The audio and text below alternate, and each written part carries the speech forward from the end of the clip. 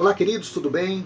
Gostaria de compartilhar hoje uma breve palavra que se encontra em Mateus, capítulo 6, versículo 14, que diz o seguinte: Porque estreita é a porta e apertado o caminho que conduz para a vida, e são poucos os que acertam com ela.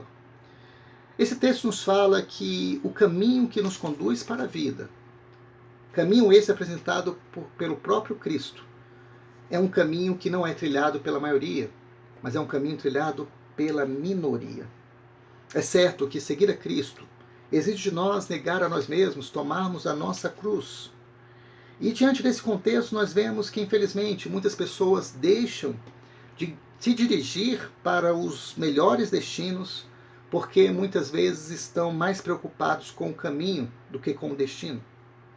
E esse texto também nos leva à seguinte reflexão: que nem sempre o caminho da maioria é o melhor caminho a seguir. A Bíblia nos traz alguns relatos curiosos que nos mostram que a maioria muitas vezes levou o povo para situações completamente ruins, equivocadas, complicadas, tristes. Eu me lembro em um determinado episódio narrado na Bíblia também, onde Moisés envia 12 príncipes para vistoriar uma terra que era a terra da promessa de Deus, a Canaã. E aqueles príncipes, ao olharem a terra, verificaram que de fato era uma terra maravilhosa. Porém, 10 desses 12 príncipes foram capazes de desanimar todo o povo.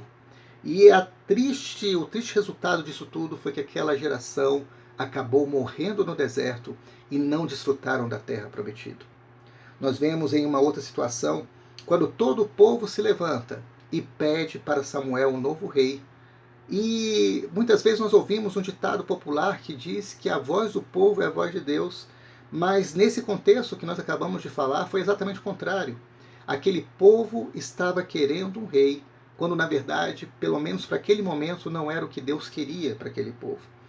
Eu quero dizer que muitas vezes nós usamos como parâmetro para as nossas decisões aquilo que a maioria tem decidido.